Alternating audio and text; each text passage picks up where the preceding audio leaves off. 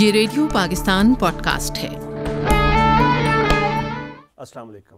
اکمل شہزاد گمن آج آپ کی خدمت میں ایک نئے مہمان کے ساتھ آپ کی خدمت میں حاضر ہے۔ ہمارے ساتھ ہیں رفیہ ارشد صاحبہ۔ آپ ایک ٹرینر ہیں اور براڈ کاسٹر ہیں۔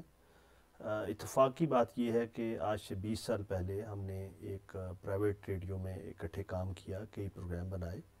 تو آج 20 سالوں کے بعد ہماری ملاقات ہو رہی ہے، اور آج ہم آپ کی جو ملاقات ہے ان سے کرواتے ہیں۔ کیسی ہیں آپ رفیہ صاحبہ؟ السلام علیکم۔ میں بالکل ٹھیک ٹھاک ہوں، اور سب سے پہلے آپ کا بہت شکریہ کہ 20 سال کے دوران بھی آپ نے یاد رکھا اور آج یہاں پہ دعوت دی۔ نہیں، آپ کا ماشاءاللہ کام اور آپ کی شخصیت اتنی پلیزنٹ ہے، اور آپ ان مثبت لوگوں میں سے ہیں جن سے آپ پازیٹیو انرجی لیتے ہیں۔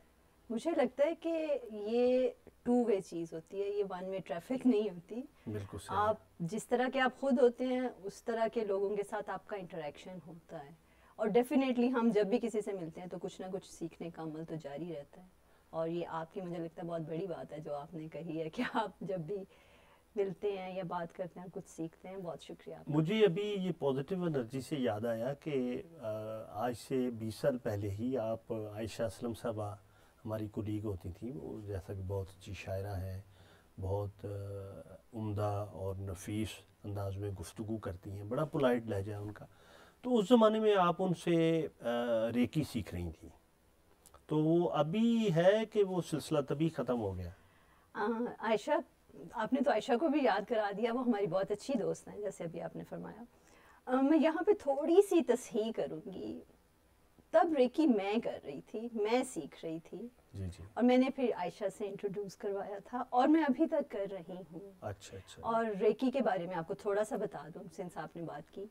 ریکی ایک جاپنیز ہیلنگ میتھڈ ہے جس میں ہم انرجی کو اپنے ہاتھوں کے تھرو ٹیپ کرتے ہیں، اور یہ انرجی ہے کہ جو آپ ایک آنکھ سے نہیں دیکھ سکتے ہیں، کیونکہ ہم سب اسی سے کنیکٹڈ ہیں، جس کو ہم لائف گیونگ انرجی کہتے ہیں، اور اس کو ہم ہاتھوں کے تھرو چینلائز کرتے ہیں، اور کسی بھی آپ یہ نہیں کہہ سکتے کسی مریض کو یا کچھ، جس کو بھی ضرورت ہے اس کو وہ انرجی دی جاتی ہے، اور اسپیشلی آپ کی ویل بینگ کے لیے، اسٹریس کے لیے۔ ہماری باڈی میں مختلف جگہ پہ بعض دفعہ نیگیٹو انرجی سٹک ہو جاتی ہے، اس کو ختم کرنے کے لیے، کسی بھی ٹراما کے لیے، کسی بھی ایلنس کے لیے، کسی بھی چیز کے لیے وہ انرجی دی جاتی ہے۔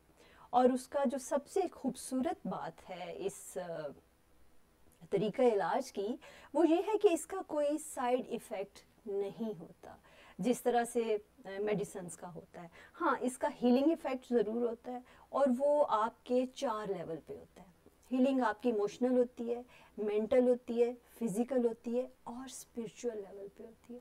تو یہ ریکی سے آپ ایک ہولسٹک ہیلنگ کرتے ہیں، اور مختلف لیول پہ آپ ہیل ہوتے چلے جاتے ہیں۔ تو is it a scientific method, اور کہ یعنی جس طرح اور دیگر کوئی میٹافزیکل طریقے ہوتے ہیں اس طرح؟ دیکھیں، اس کو یہ سائنٹیفک ہے کیونکہ باہر اس پہ بہت ریسرچ ہوئی ہے، اور WHO نے بھی اس کو آلٹرنیٹیو ہیلنگ میتھڈ میں اس کو ایکسیپٹ کر لیا، قبول کر لیا، اس لسٹ میں ریکی کا نام آ گیا ہے اس میں۔ اور باہر تو اس پہ یہ ہو رہا ہے کہ اب بہت سے ہاسپٹلز میں جو ریکوری روم ہے وہاں پہ ریکی پریکٹیشنرز ہوتے ہیں، کیونکہ ریکی آپ کو کسی بھی چیز میں سے نکالنے میں بہت زیادہ ہیلپ کرتی ہے، اور آپ کو امیجیٹلی کام ڈاؤن کرتی ہے۔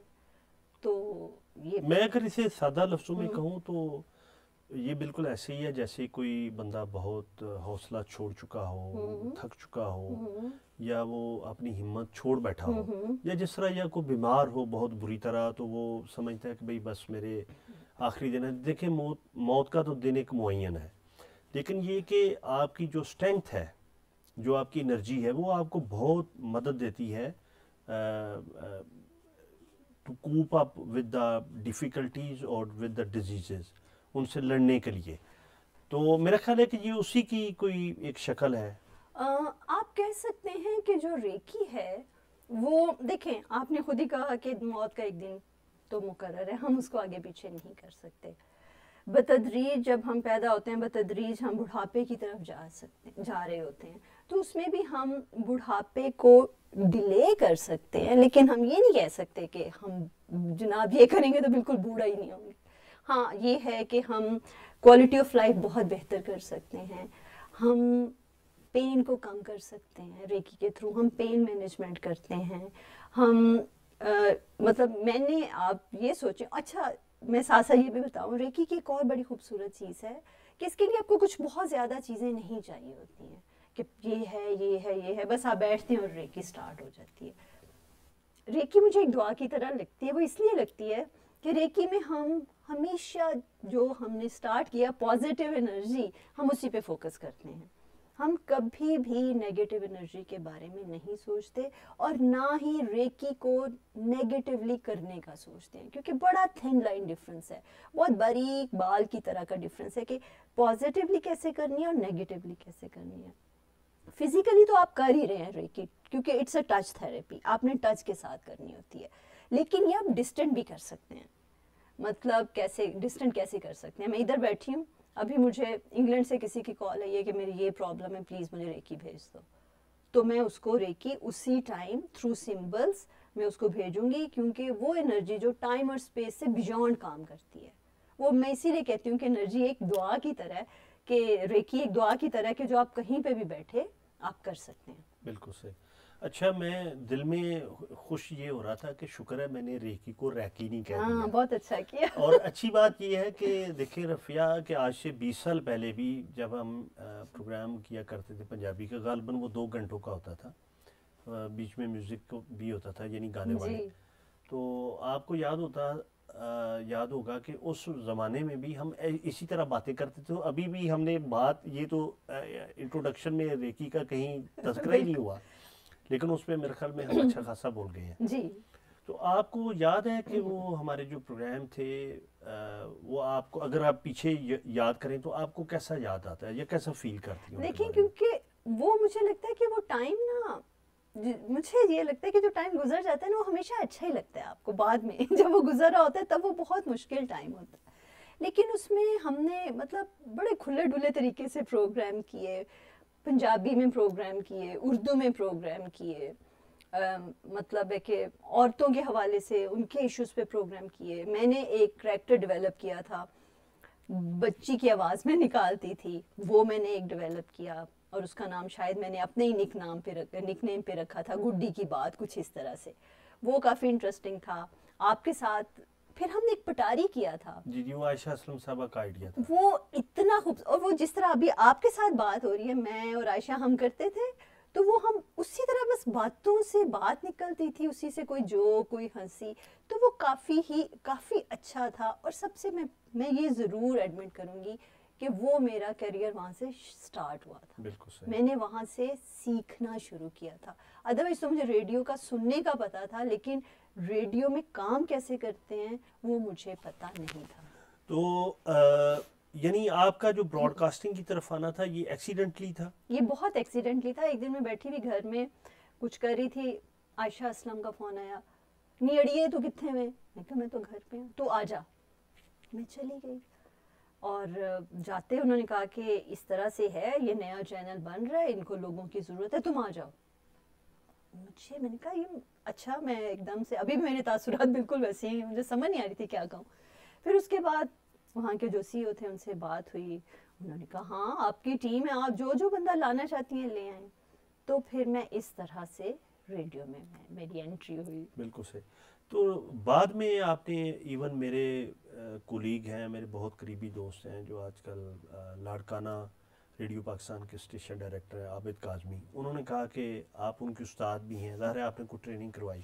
تو یہ ٹرینر بننے کا جو سفر ہے ایک براڈ کاسٹر سے، وہ کس طرح شروع ہوا اور آپ نے کون کون سی ٹریننگز خود کی اور پھر لوگوں کو کیا کروائیں، یہ ذرا بتائیں. جی ہوا یہ کہ جب میں وہ پرائیویٹ چینل میں ہم کام کر رہے تھے ریڈیو میں، تو وہاں پہ ایک ٹریننگ ہوئی تھی ہماری.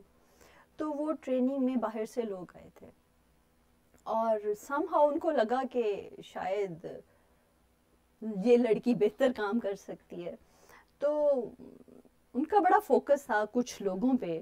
بعد میں پتہ چلا کہ انہیں کچھ خواتین چاہیے تھیں اپنے ایک پروگرام کو رن کرنے کے لیے، جو انہوں نے صرف ویمن گروپ ایک بنانا تھا ریڈیو جرنلسٹ کا.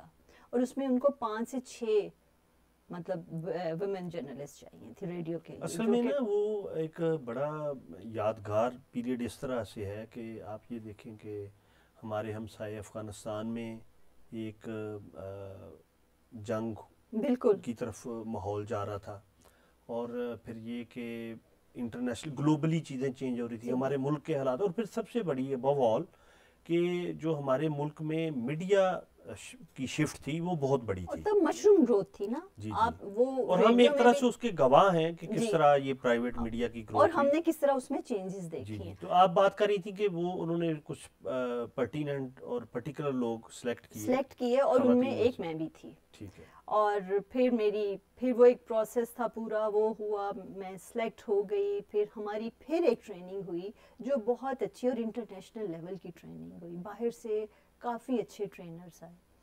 اور اس میں یہ تھا کہ انہوں نے 5 عورتوں کا گروپ بنا دیا جنہوں نے سوشل ایشوز پہ بات کرنی ہے، اور وہ پاکستانی عورتوں اور لڑکیوں کے حوالے سے یا یوتھ کے حوالے سے. اور ہمیں باقاعدہ طور پہ یہ بتایا گیا کہ ویمن ایشوز کو لے کے آپ نے کس طرح کے ریڈیو پروگرامز بنانے ہیں. ہمیں ٹیکنیکلی بھی سکھایا گیا، کنسول کس طرح یوز کرنا ہے، تب ڈیجیٹل ریکارڈرز ہوتے تھے وہ کس طرح سے یوز کرنے ہیں، آپ نے پبلک میں جا کے کس طرح سے بات کرنی ہے، لوگوں کے ویوز کس طرح سے لینے ہیں، ریسرچ کتنا میٹر کرتی ہے، فیکٹس اینڈ فگرز کہاں پہ کیسے کس طرح لگانے ہیں. وہ ایک لمبی لسٹ تھی، کافی مشکل اور کافی انٹینسو ٹریننگ تھی. سر کے اوپر سے چیزیں گزر جاتی تھی، مجھے بالکل سمجھ نہیں آتی تھی، اور مجھے لگتا تھا میں یہ کام نہیں کر سکوں گی کیونکہ میں بالکل بھی ٹیکنیکل انسان نہیں ہوں. لیکن اللہ بھلا کرے ان ٹرینرز کا جنہوں نے سکھا دیا، اور ہم نے بھی کچھ سیکھ لیا، اور وہ پروگرام پھر FM سے 99 سے آن ایئر ہوتا تھا. میری رات کو سرمد صاحب آئی صاحب سے، وہ بڑے سینئر شاعر ہیں، پلے رائٹ ہیں، فلم میکر ہیں، تو وہ امریکہ میں ہوتے ہیں آج کل. تو میری بات ہو رہی تھی تو وہ ہمیں بھی NCA لاہور میں اسکرین پلے پڑھاتے رہے. تو میں نے کہیں لکھا بھی کہ حرام ہے اگر انہوں نے ایک لفظ بھی ہمیں کلاس میں پڑھایا ہو. تو انہوں نے خود کئی مضامین لکھے کلاسیکل میوزک پہ، اور لکھتے رہتے ہیں وہ. تو بیسیکلی ہم بات یہ کر رہے تھے کہ جو سیکھنا ہے یہ کوئی اس طرح کلاس روم کی طرح نہیں ہوتا، یہ بیسیکلی آپ انوائرمنٹ سے سیکھتے ہیں. جس طرح آپ کہہ رہی ہیں نا کہ سر سے گزرنا، تو شاید کلاس میں بیٹھے ہوئے بھی بہت سی چیزیں ہمارے سر کے اوپر سے گزر جاتی ہیں، بٹ ان انٹینشنلی لاشعوری طور پہ ہم چیزیں سیکھ رہے ہیں. تو شاید اسی پروسیس سے آپ نے بھی سیکھا. جی بالکل. اور مجھے لگتا ہے کہ کیونکہ جب آپ کو اسپیسیفک ٹریننگز ہو رہی ہوتی ہیں، ایک انوائرمنٹ ہوتا ہے اور اس میں بہت زیادہ انفارمیشن جو ہوتی ہے نا، وہ سم ٹائمز ایبزارب کرنا بہت مشکل ہو جاتا ہے. لیکن آپ نے بڑی اچھی بات کی کہ وہ آپ کے کہیں نہ یہاں پہ رجسٹر چیزیں ہو رہی ہوتی ہیں، اور جب آپ کام شروع کرتے ہیں تو پھر آپ کو اچھا یہ بات تب ہوئی تھی، اچھا یہ اس کو اس طرح سے کرنا ہے. تو وہ جب ہم نے وہ ٹریننگ ہوگی، ہمارے پروگرام سٹارٹ ہو گئے، تو کافی مشکل ہوتا تھا. حالانکہ ہم ریڈیو کے لیے کام کر رہے تھے، مشکل اس طرح سے ہوتا تھا، وہ اتنا سا مائک ہوتا تھا، لوگ اس سے ڈر جاتے تھے. یہ میں بات کر رہی ہوں 2002 اور 3 کی. اتنے سے میں ریکارڈر ہوتا تھا، جب کسی سے بات کرتے تھے، فرض کریں آنر کلنگ کے بارے میں آپ کا کیا رائے ہے، تو لوگ ڈر جاتے تھے کہ پتہ نہیں اب کیا ہو جائے گا. اب تو خیر اتنی چینج ہو گئی ہے، لوگ ابھی اتنے شائع نہیں رہے، نہ مائک سے شائع ہیں نہ کیمرہ سے شائع ہیں. اب تو بات بہت اوپنلی بھی ہوتی ہے. ٹھیک ہے، بہت سے فورمز پہ ہم ڈھکی چھپی ابھی بھی بات کرتے ہیں. تو واپس چلے جاتے ہیں اس کام پہ جس کو میں نے شروع کیا تھا. وہ کرتے کرتے ہوا کیا کہ ہمارے پاس بہت اچھے پروجیکٹس آئے تھا، جس میں ہمارا ایک پروجیکٹ تھا میڈیا لٹریسی. بالکل صحیح. اور وہ جب ہمیں پتہ چلا، ہم نے وہ کیا، اور ہم نے وہ پاکستان کے بہت کیا کہتے ہیں نامور نیوز اینکرز کے ساتھ کیا، جس میں عاصمت شرازی کا نام لینا چاہوں گی، حامد میر تھے، ارشد شریف آتے تھے ہمارے پروگرامز میں، عامر متین آتے تھے ہمارے پروگرامز میں، اور مینٹور بھی کرتے تھے لوگوں کو. ان کے ساتھ ہم نے کام کیا. تب ہمیں پتہ چلا کہ یہ جو میڈیا ایجوکیشن ہے نا، یہ میڈیا لٹریسی ہے، یہ کتنی امپورٹنٹ ہے، اس کے کتنے سیگمنٹس ہیں، اور اس میں کس طرح سے جو میڈیا ہے معذرت کے ساتھ وہ لوگوں کے ایموشنز کے ساتھ کس طرح سے پلے کرتا ہے. ہم نے پھر وہاں سے ڈفرینٹ پروگرامز بنائے جس میں ٹی وی کے لوگوں کو بھی رپورٹنگ پہ اور ریڈیو کے لوگوں کو بھی رپورٹنگ پہ ہم نے ٹریننگ دی اور ان کو یہ بتایا کہ کوڈ آف ایتھکس کو کس طرح سے فالو کرنا ہے, آپ نے کسی بھی ایشو کو جینڈر لینس کے تھرو کس طرح سے دیکھنا ہے, عورتوں کے پروگرام میں عورتوں کی آواز کو کس طرح سے لے کے آنا ہے, عورتوں کی شمولیت کیوں ضروری ہے جب ان کے ایشوز کی بات ہو رہی ہو. یہ بھی چیدہ سی باتیں ہیں جو بھی میرے ذہن میں ہیں, ان پہ ہم نے بات کی اور ٹریننگ سنی. تو اس کے بعد آپ کہیں خود بھی باہر ٹریننگ کے لیے گئیں؟ جی بالکل, میں اسی دوران مجھے 3 مہینے کی ٹریننگ پہ مجھے ہالینڈ جانا, میں نے وہ مجھے اسکالرشپ ٹائپ تھا 3 اور یہ آپ کا پہلا وزٹ تھا فوراً؟ یہ میرا ٹریننگ کے پوائنٹ آف ویو سے پروفیشنل یہ میرا ویسے پہلا تھا, لیکن ظاہر ہے پرسنلی تو میں کافی ٹریول اس سے پہلے کر چکی تھی.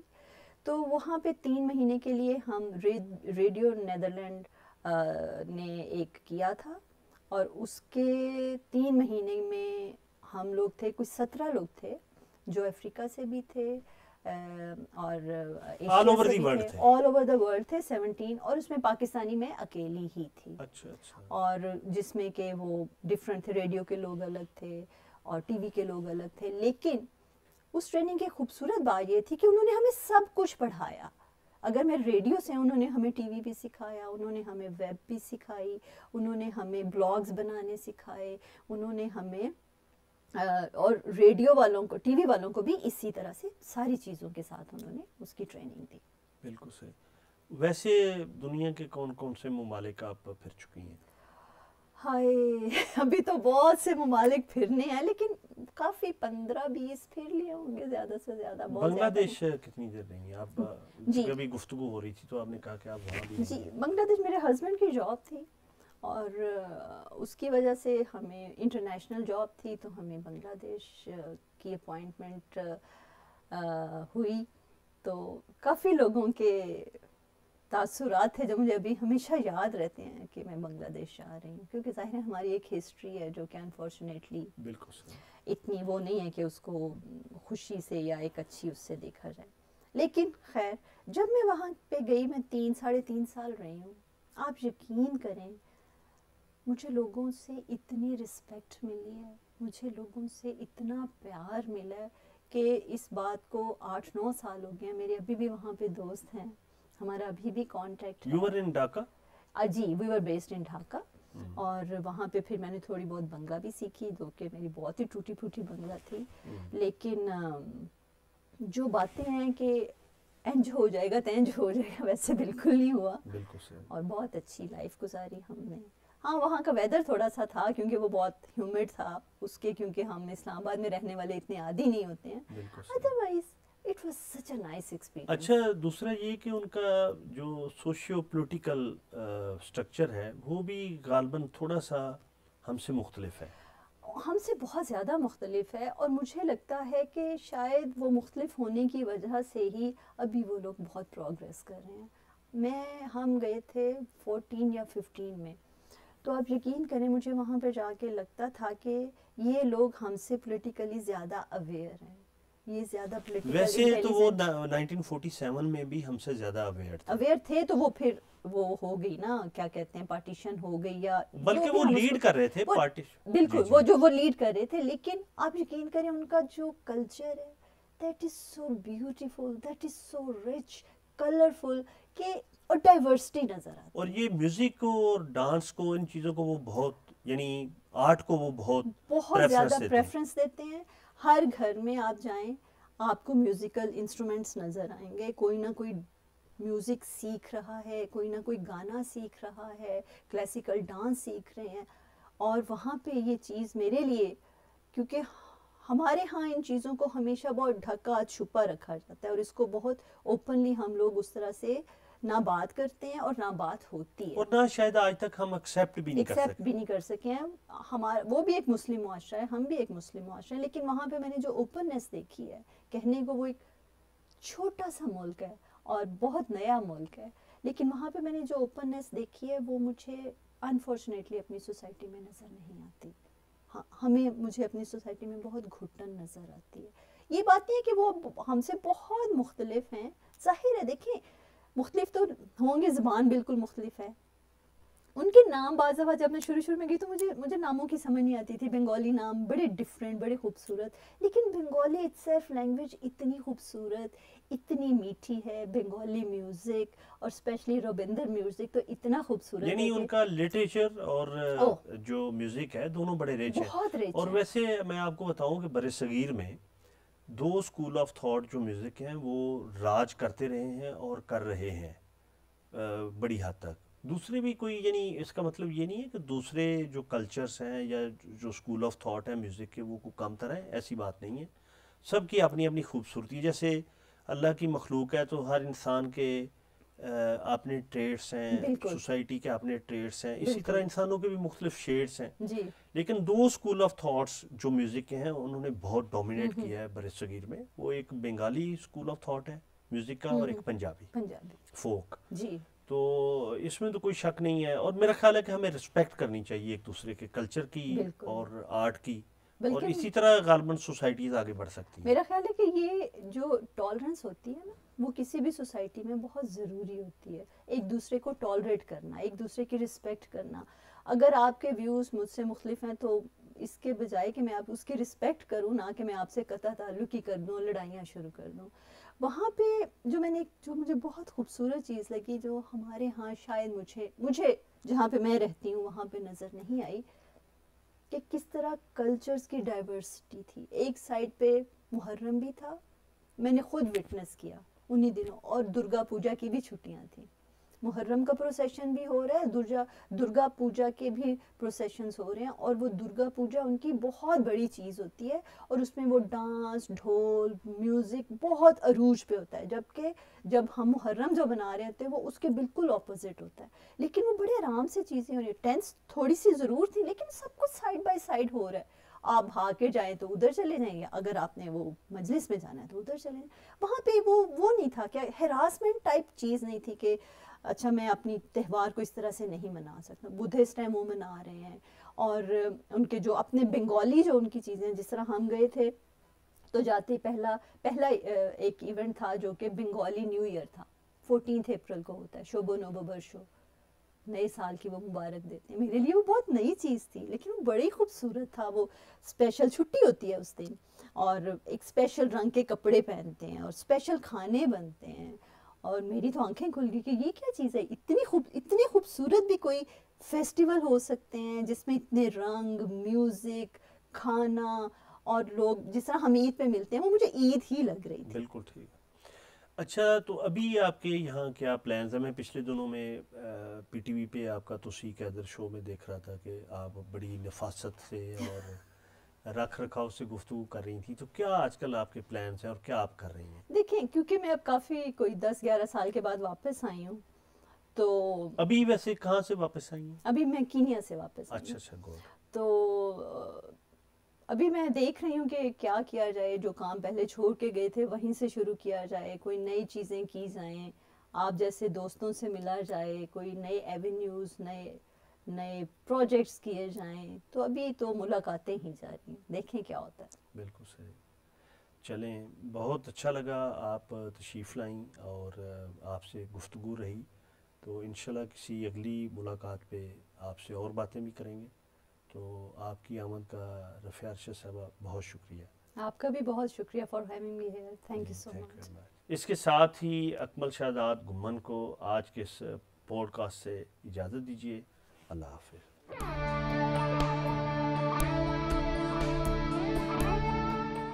یہ ریڈیو پاکستان پوڈ کاسٹ ہے.